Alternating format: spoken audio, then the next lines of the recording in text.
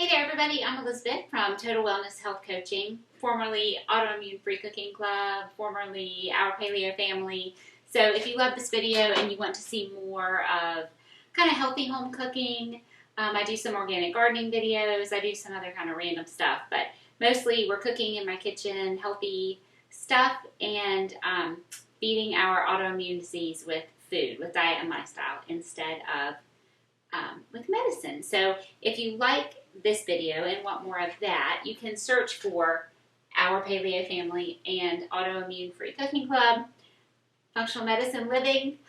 We like to change things up around here, so I have changed the names of various things. So you can find a bunch of videos, especially under Our Paleo Family. So today, I just realized one more thing that I forgot to get out. I need some more onions. Today we're making zucchini relish. So if you are old here, not new, and you have seen many of my videos, you probably see me use my zucchini relish. It's like pickle relish. It's made out of zucchini instead of cucumbers. I think it tastes amazing. I first had it at my in-laws' house when they were living in South Carolina, and this little old lady from their church always made zucchini relish from her garden, and she gave it as gifts. I never heard of it before. I had it on a sandwich. I was like, this is the best thing ever. It's way better than pickle relish. And I've never seen it in a store.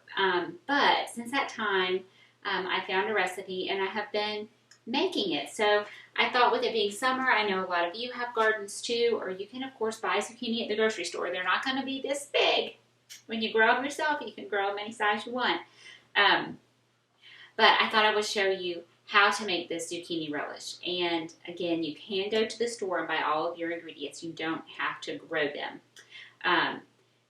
So we're going to make zucchini relish. We're going to get it started today. It's actually a multi-step process. Don't be afraid. I'm going to show you how to can it because we love it. My parents love it. I always give them a bunch. And so I make a whole bunch, and hopefully it will last me a couple years, and I don't have to go through that canning process every year. Or I tend to alternate, like this year I'm making zucchini relish that I hope will last me 2 years. Last year I made strawberry jam with fresh strawberries that we picked, and I made enough that will last 2 years. So I'm really doing like one big canning thing per year. If I get enough tomatoes, I'll can tomatoes too. But anyway, people have asked me about that, so I wanted to show you how to do the canning process. But you don't have to. You can make a smaller batch and just keep them in the fridge, or just give a lot away, because, you know, if you make this huge batch, you probably won't be able to eat it all before it goes bad if you just keep it in the fridge. So the first day, other than talk about it for a long time, all we have to do is shred our zucchini, we shred the peppers, and we shred some onions. I need way more onions than this. I have to go grab them.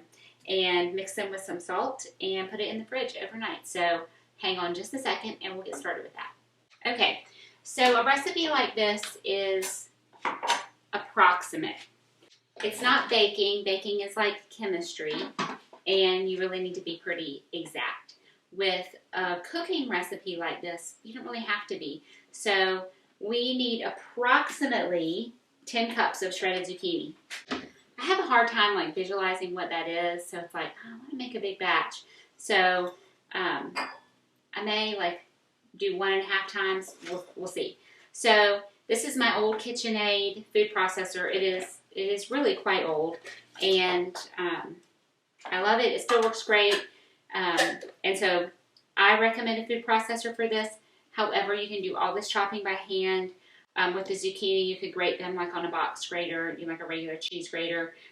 Squash are really easy to shred by hand, but this makes it super fast. And of course, we'll make the onions and the peppers faster. So I have my grating disc in my food processor, and then you put the lid on, and I'll just cut my zucchini to size so it will fit through that little chute. So I usually, I'll talk about my giant zucchini in just a second. We'll cut them like this because that will fit through really well.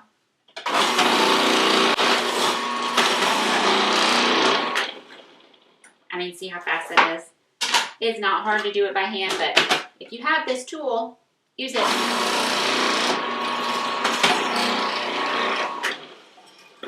So I want to show you, this is my food processor. Maybe they have made them better, but I'll always end up with like these little bits, and I'll just put them on my cutting board and I will just cut them at the end. It's not, that's not a big deal to me.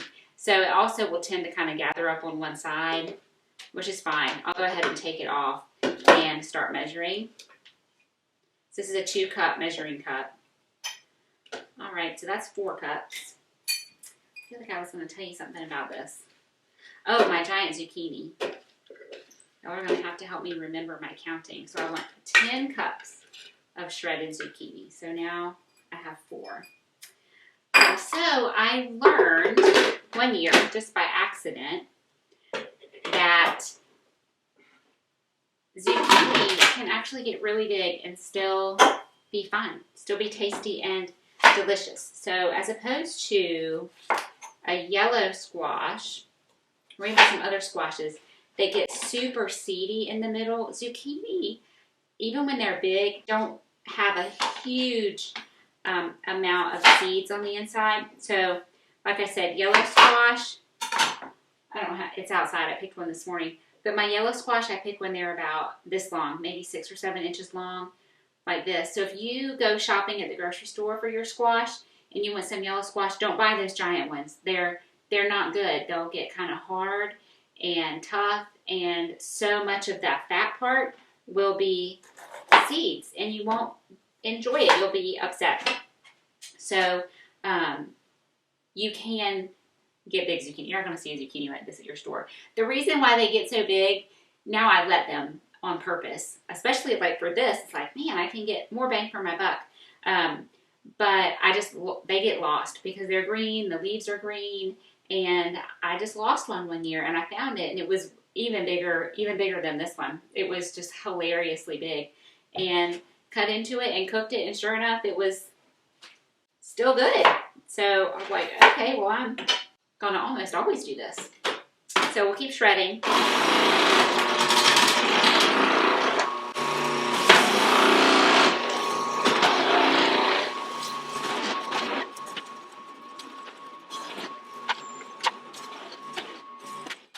Okay, let's do it again. We'll put these little pieces off. Take out our shredding disc. It is sometimes daunting to do this, to make something homemade like this. Maybe you have grown cucumbers and you're making pickles. That's 6. Maybe you want to can tomatoes. When you get into it, it's like, okay, it is a multi-step process. It is time consuming. It makes your kitchen hot. It'll make you hot. So this would be 10 if I can fill this up. And you'll think, oh man, is this worth it? It's such a pain in the neck. But you know what? Come winter time, when you're ready to make soup or something, and you have home canned tomatoes, or you want to make pasta sauce or something, and you have all of that in your cupboard, you're going to be so thrilled that you have it, because it's so delicious. And when you are ready to even make something as simple as a sandwich, and you can pull out your zucchini relish to put in, you'll be super happy, super happy. I am going to 1.5 it, so I'm going to do one more. I may have to actually use a second bowl. We'll see. But I just figure, you know what? I'm doing it, so let me just take my own advice and go ahead and make more.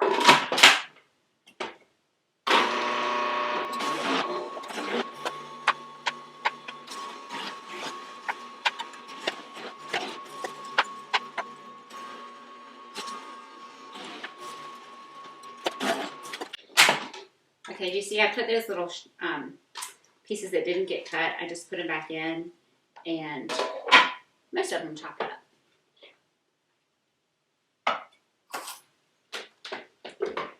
So this is really all it is. It's zucchini, it's peppers and onions. So that's 2 more. And then we put some spices and vinegar and sugar, like a pickle recipe. All right, so this is going to be, I was going for 1.5. It's going to be a little bit more because I'm going to have a full 6 cups. But remember, I told you at the very beginning, it's an estimate. You don't have to be exact with this kind of recipe. Okie dokie. All right, so there, that's my 1.5. So then I just want to cut, let me just show you how I do these peppers. So I wanted 10 cups of shredded zucchini for just a, you know, basic recipe, not doubled or anything. And so I'm going to want 3 cups of bell peppers, 3 to 5. It basically shreds them. I forgot this actually. So I told you wrong. For the peppers and the onions, it does better with just your regular chopping blade. So let me get that. So your chopping blade looks like this. And in that case, look, I can put these in now too. You just put everything in there. You don't feed it through the top. And if there are a couple seeds, just don't even worry about it. You know, just get everything in there. So, do I have more peppers? That's a good question, because I've got plenty of onions and I've got plenty of zucchini, but I don't actually have plenty of peppers. You want to pulse, because if you just run it, it will puree them, which is not what you want. Look how pretty those are. Oh, I forgot. I just went to Aldi and I did get more peppers. I was planning on them for another meal, but that's okay. I'll share with my relish.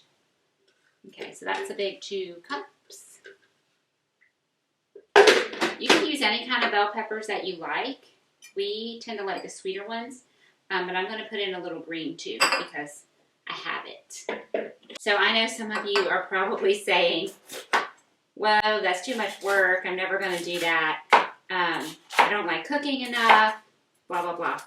So what I would say to you if you do not like cooking, because I work with people as a functional medicine health coach to improve their health with functional medicine, which is diet and lifestyle stuff. It's not medication. You might not see this video because I said that. We'll see if I get censored or taken down. But I think that it is really hard to actually be healthy if you don't at least cook from home.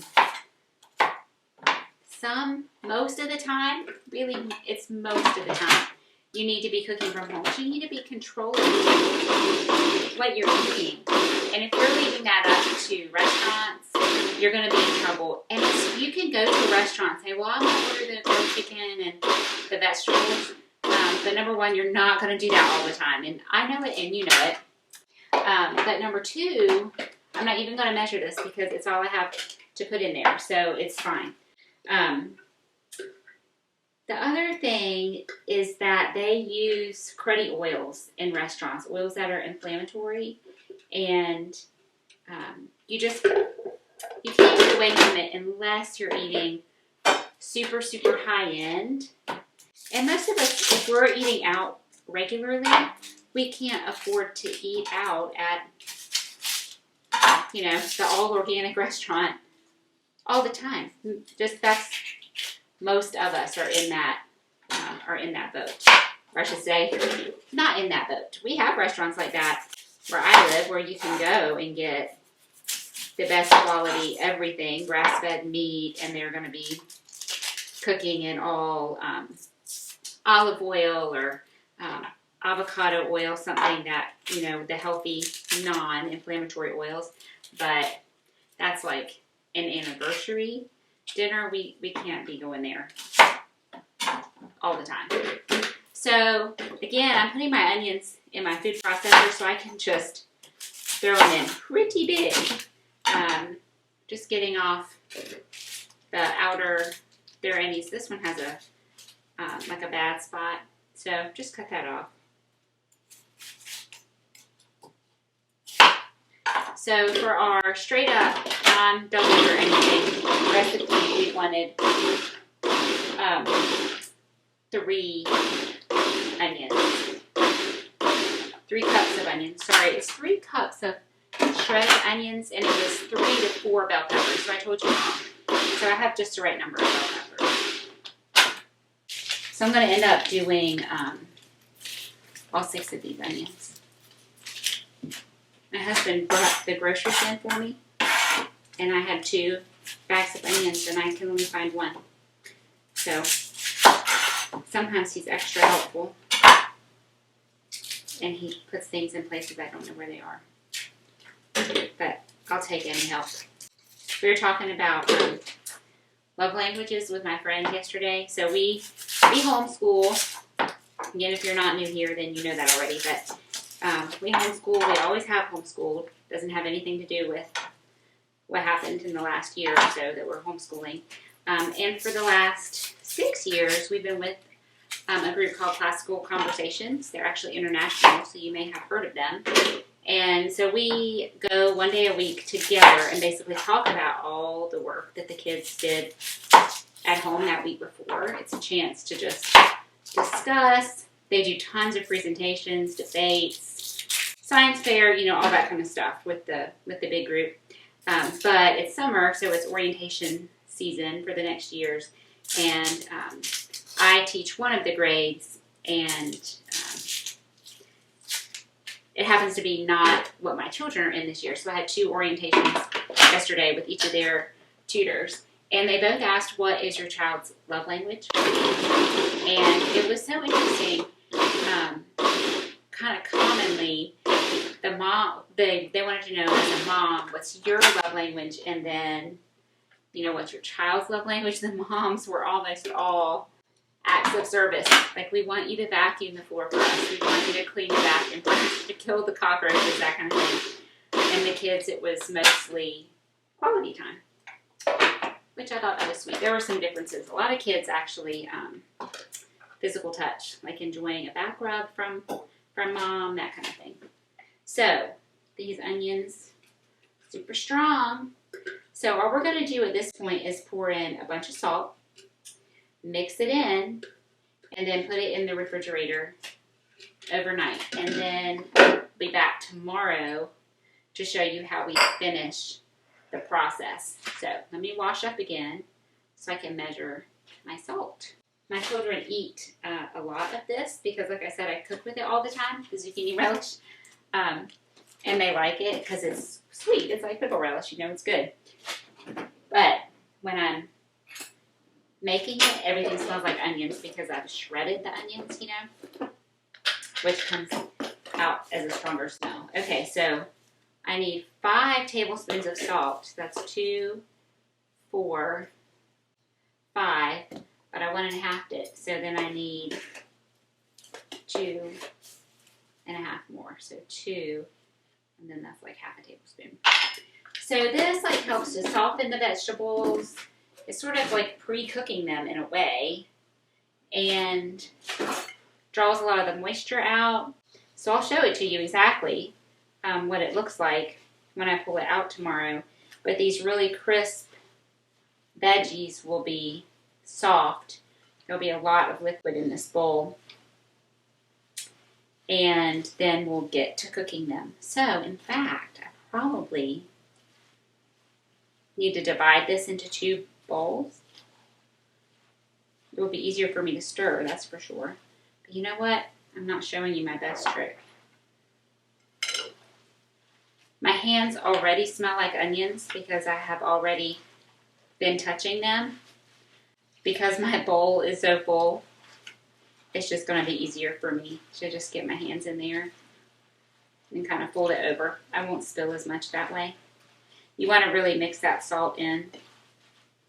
The veggies will get all mixed together in the pot. Tomorrow we're going to cook this. But we want to really distribute that salt. Actually, it feels really good. So my grandparents were farmers, and I spent a lot of time with them. When I was little, I lived in the same place, same town, and then we would go back and visit. And the years that my grandpa grew corn, I loved it because we would go in the field and we would pick up like the ears that didn't get picked up in the harvester or combine, whatever the piece of equipment was.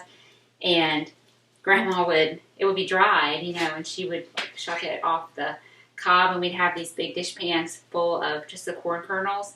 And I just love to I would just play in it, you know, it's like that tactile thing. This, it does not feel the same as dried corn kernels, but it feels nice to have your hands in there. But if you have any cuts on your hands, beware, there's a lot of salt, and so that might sting a little bit. And that's it. I'm going to cover this with plastic wrap, really cover it well, and get it in the fridge, and then we'll be back tomorrow for part 2. Hey there, welcome back to Zucchini Relish Day 2. So here are our zucchini, onions, and bell peppers mixed with salt that have been in the fridge overnight.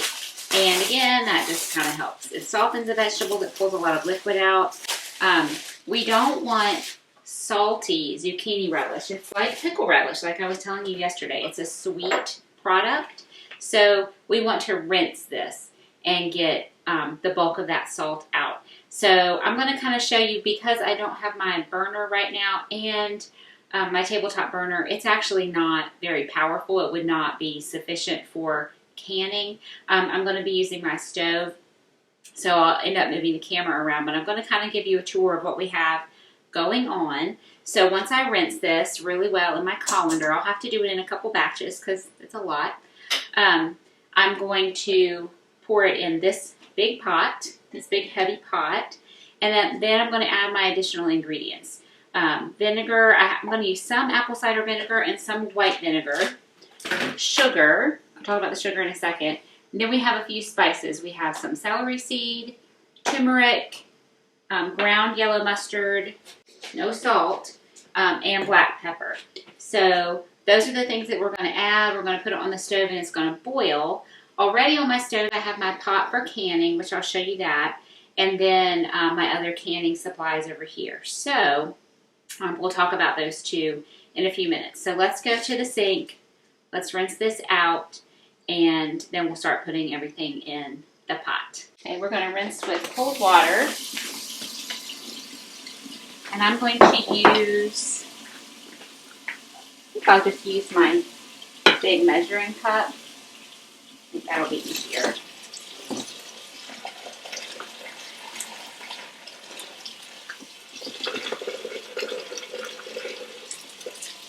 So I'm just running the water through.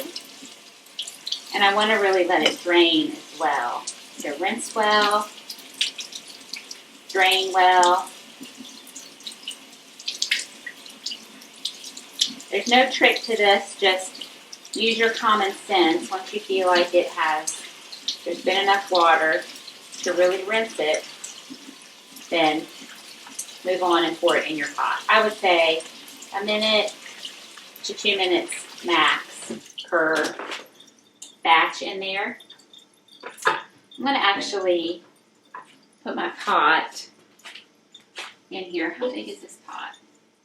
Okay, so here's my canning pot. This obviously is a lobster pot. It's just an inexpensive one that I bought at Bed Bath & Beyond probably 15 years ago. I've actually seen them at that same store recently, so perhaps this is still available, and if it is, I will link it. I will link everything down below, and as I get to the canning process, I'll show you each piece of equipment and I'll talk about it. But this is my highest powered burner, and I'm trying to bring this very large pot of water to boil. So I have it on my biggest burner. This is my second biggest, so here's where I have my zucchini relish. This pot actually came from a restaurant supply store. I'm sure you can find a 12-quart pot someplace, but I'll try to find one like it and link it. If you have a restaurant supply store near your home, that's a great place to get some really heavy-duty kitchen equipment, and it is really inexpensive. It's where I buy my big sheet pans that you see me use all the time, this pot, a couple of others. So that's a great place to look for things, kind of unusual things. So, you know, a very large pot like this. So I have this about halfway full. You have to remember that you are putting a lot of volume in there, and you certainly don't want to have boiling water, you know, escaping your pan, because that's certainly a burn hazard, and of course would just be a gigantic mess. So I tend to go on the shy side of water, so I filled it about halfway, And then once I have this pot off and I'm filling my jars, I will put my tea kettle full of water on, so I have boiling water ready. Once I put my jars in to process, if I need more water, I can add additional boiling water. So that's how we handle that. Again, I can talk about it more when we get to that part. But, and I'm sorry over here I don't have overhead, but I'll pause and pull my camera out and show you at various points. But all I'm going to do is just add that stuff in that I already talked about and boil it for about 30 minutes. So we're going to start with the sugar. So do you remember that I have made 1.5 times the recipe? So, you know, we always are talking about health over here, and we're doing things in as healthy of a way as possible. I hardly ever use straight up grocery store brand granulated sugar. I use it for canning recipes, because the sugar is super important in how they turn out, with them setting up with jellies for them to set up. I have done all the low sugar and no sugar recipes, and they don't work. They don't taste as good. My family won't eat them, so that's just a waste. So strawberry jam, we use sugar. Now I'll use the low sugar recipe, which tells you what's the minimum amount of sugar that you can use and have your jam still set up. So I do use the low sugar, which if you're not used to eating a lot of sugar, it's super duper sweet. But it's really good. It makes a good product.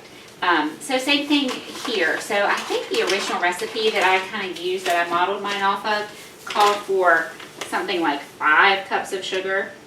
So for my straight up recipe, not doubled or anything, I use about 1.5, sometimes 2 cups of sugar. It depends on, largely on the onions, how sweet they are. These were not super sweet. That's about 2 cups of sugar. And because I did 1.5, I think I'm going to want 3. So this is just a little shy of 3 cups. I didn't want to overflow it.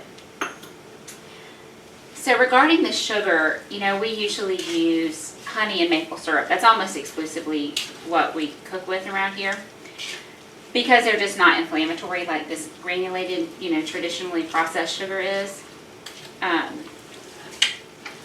But I don't want my zucchini relish to taste like maple syrup, and I also don't really like the flavor of honey, and so something that's going to require a large quantity, I just don't want to use honey. So I just say, hey, we're going to use the regular sugar and it's going to be fine.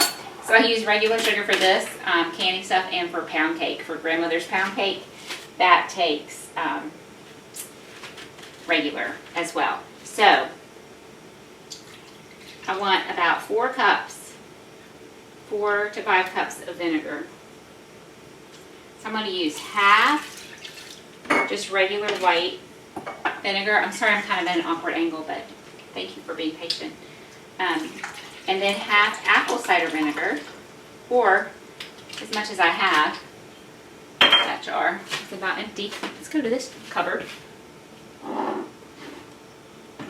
And that's all I have. I don't actually have any more. Okay, I thought I had another bottle up there. So I got about 1 full cup of apple cider.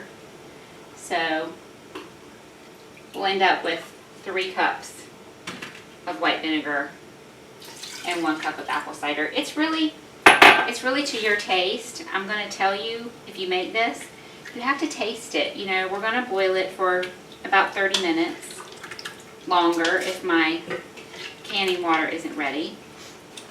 And it will mellow a little as it sets on your shelf. It will mellow a little in the canning process. But you can taste it and say, ooh, this is way too vinegary, or ooh, it's super sweet, I need to add a little extra vinegar. So you'll taste it and figure that out. So we're going to add some black pepper, about a tablespoon plus a teaspoon. Black pepper. And again, if you hate any of these spices, don't use them. You can make this to your taste. These are really the basics, with just like a little bit extra. which includes celery seed. So I just want 1.5 teaspoons of celery seed. This is a huge quantity of vegetables. So it's not going to have a super strong celery flavor, but a little bit, which is really good.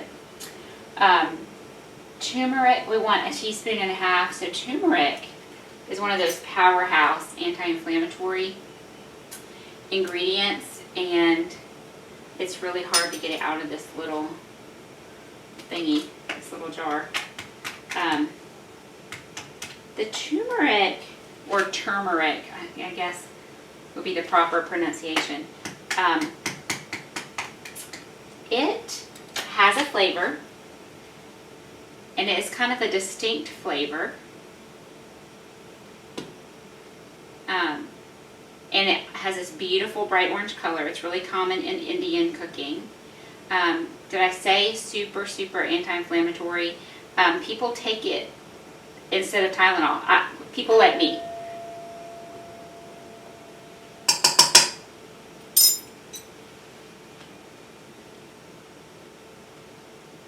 So 1.5 teaspoons. Sorry, this is taking a long time. I just can't get it out of here. There we go.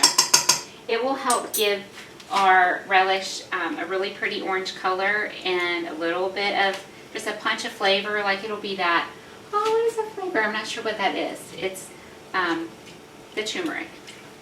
And it's super good for you. I may end up adding just a teeny bit more of that. That's an ingredient I've kind of played around with through the years. And our last spice is dried mustard. So 1.5 teaspoons.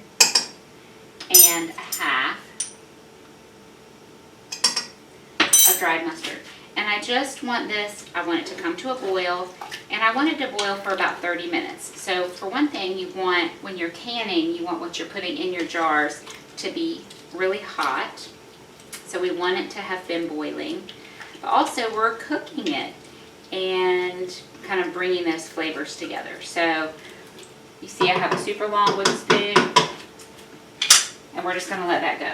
The other thing that you can see here is the steam is starting to come out around the edge of my pot, which means that my water is boiling. So it's ready for me, but I'm not ready for it yet. So I'm just going to turn it down, and we'll let it simmer, and then I'll be able to bring it back up to a boil very quickly when I'm ready. Okay, I'm going to transfer you back to the center island and talk about some of the other canning supplies. Alrighty, everybody, welcome back. Well, maybe you've been here, but I haven't been here. I've been off doing things. While my relish cooked for about 30 minutes, so you can see the difference. It's definitely mellowed in color. It smells really good. It doesn't smell quite as strong. The onions, I don't even smell them anymore. So now it's time to fill our jars and get them processing. So they will be sealed, and I don't have to just keep these in the refrigerator. So I have prepared, I'm going to talk to you while I do this. I have prepared a variety of jars, sizes and shapes.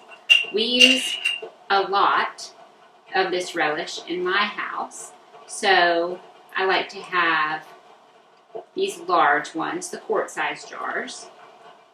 There are jar fillers and all sorts of tools for canning that can make your life easier, but I don't have that stuff. So you just fill your jar however you can. You want to wipe the rim of the jar. You want that to be clean.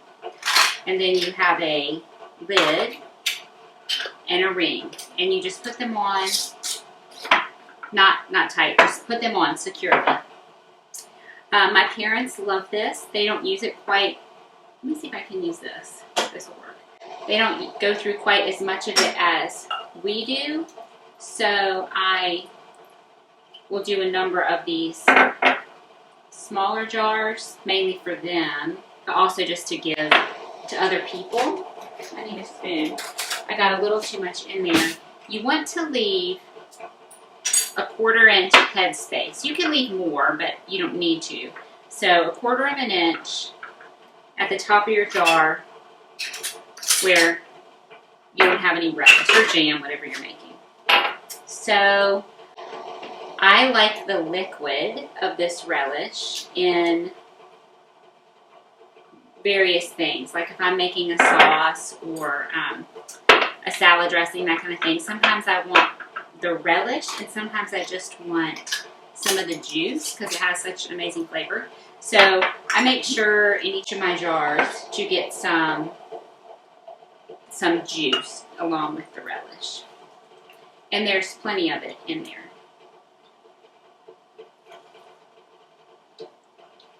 So how I have prepared my jars is that I just washed them in the sink with hot, soapy dishwater, just like you would wash any dishes.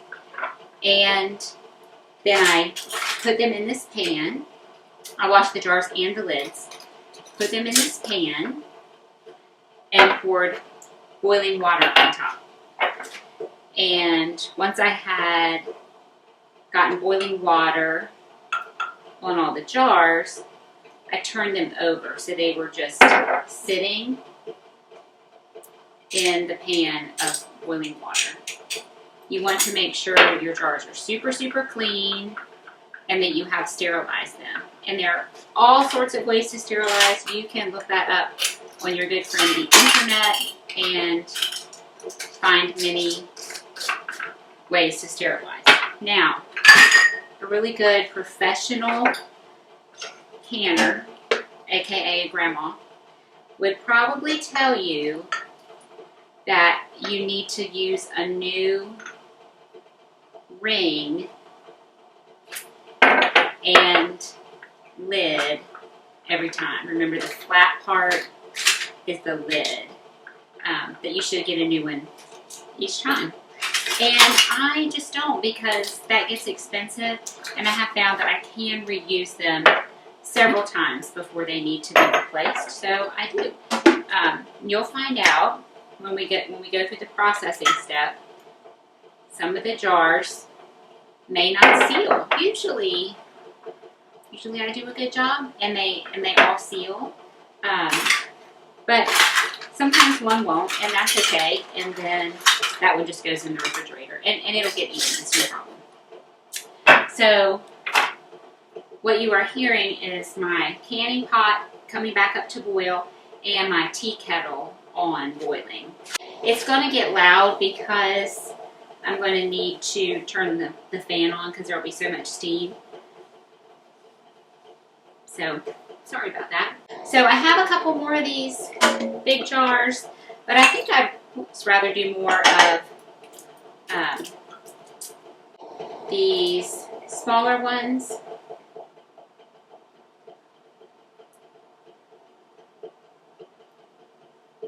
So if I fill up all the small ones and I need more, I'll go get lids for these. These empty ones sitting here are just ones that were clean that we just emptied out from something, and I hadn't put them back in their home in the garage just yet.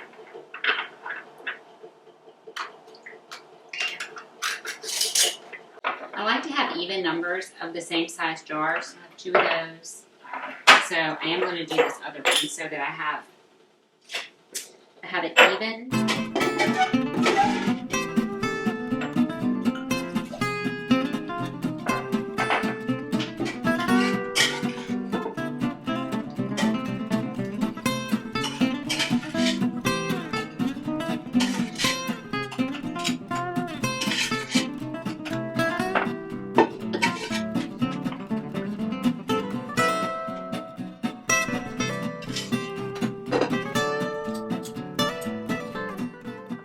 Worked out perfectly, really.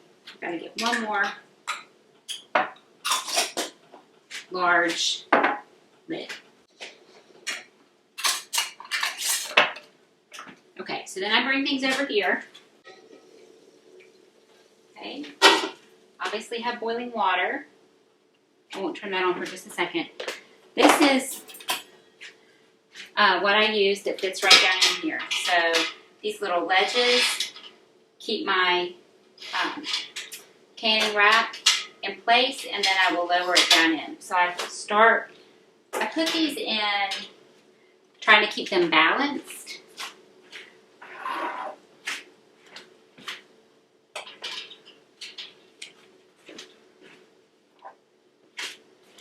I will probably not get all of these jars in. I'm going to have to do a couple different loads, batches. So that one fell over, which we don't want, obviously. So I gotta set him out, stand him back up.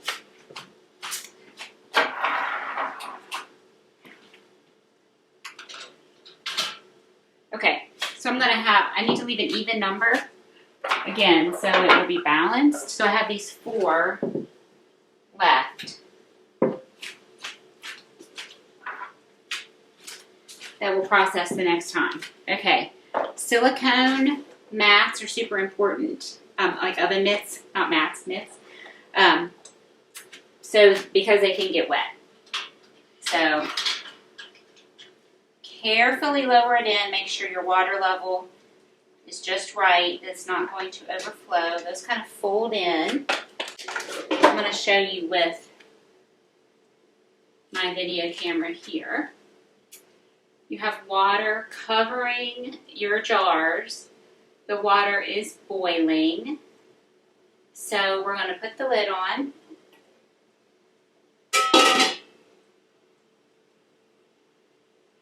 And set the timer for 10 minutes.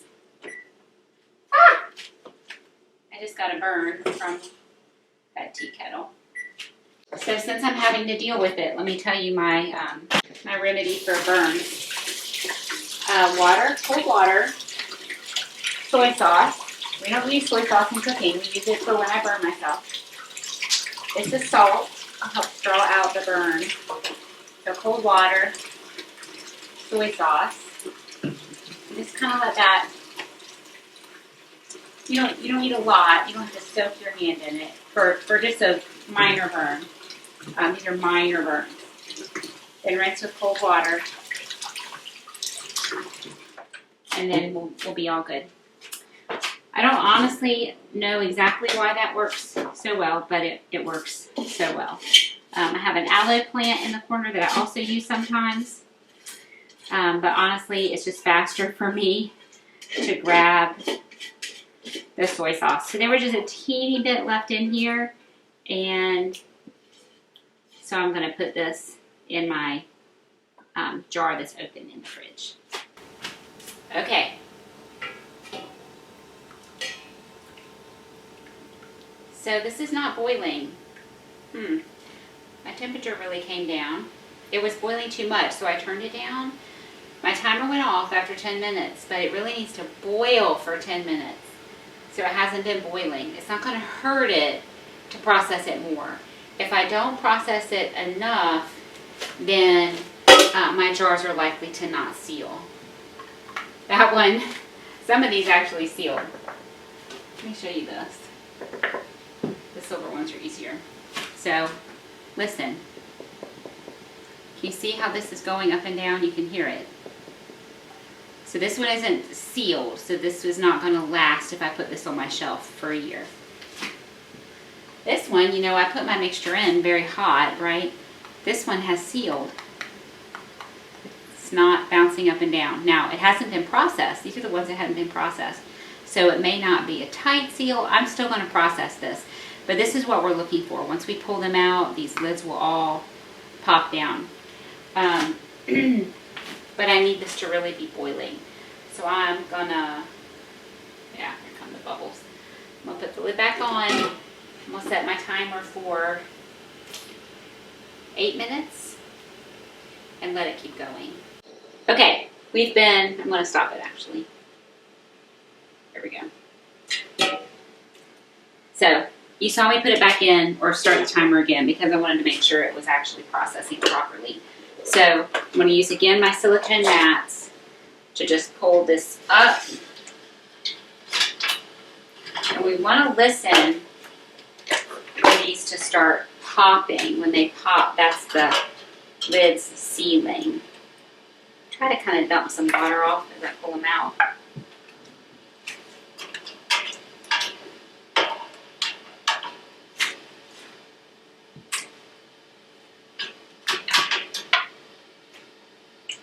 I'm going to try to not talk so you can hear them pop.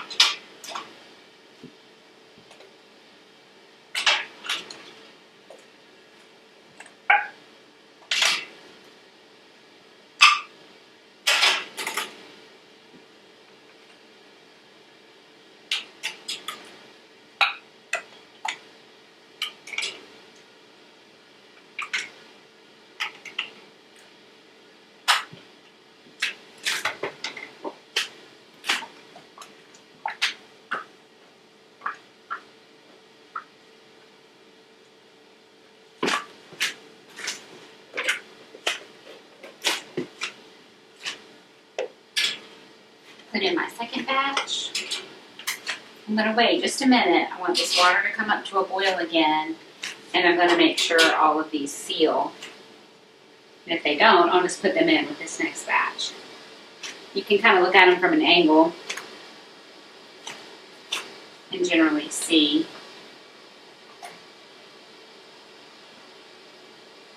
So this little guy is not sealed.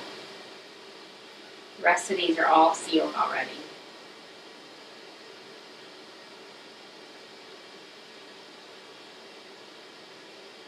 So because that one didn't seal, and it still hasn't sealed, I'm going to just put it back in the pot with these. I'll just redistribute these around so they are even.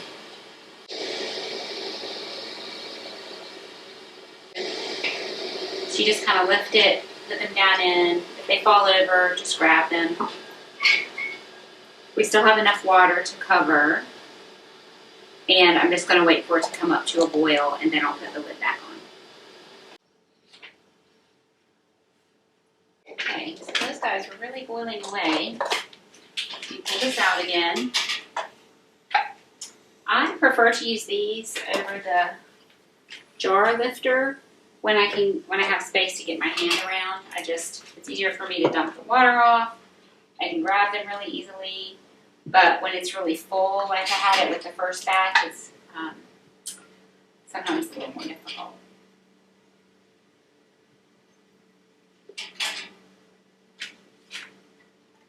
Yeah, slightly awkward. Okay, then I set out a towel. I pull this out. Just let it sit here and dry. It's obviously clean. It's been boiling for a long time. And then I just put the lid back on this to contain the steam, kind of scoot it back off the edge of the stove, and let it sit there basically the rest of the day to cool down. And then I'll use it. Now, these have all sealed. These two have not sealed. This is the same one that hadn't sealed in the first batch, so that may be that lid is bad, and I will, if that's the case, if it doesn't seal, sometimes it takes them a long time, they might seal in 30 minutes. Most of them seal right away, but if it doesn't seal, I will take the ring off, I'll wash a new lid, and I'll put that on, seal it up, and just stick it in the fridge. And thankfully these are two small ones, and give one to my parents, they'll eat it right away, we'll eat ours right away.